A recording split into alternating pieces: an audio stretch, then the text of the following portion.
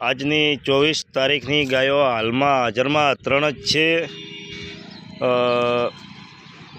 બે ગાયો ગાભણમાં છે। જો આ ગાયો છે આ ગાભણમાં છે, 10 દિવસ જેટલીની કાચી છે। અને જે પણ આ ગાય છે એ પણ 10 દિવસ લઈ લેશે। આ બંને ગાયો ગાભણમાં છે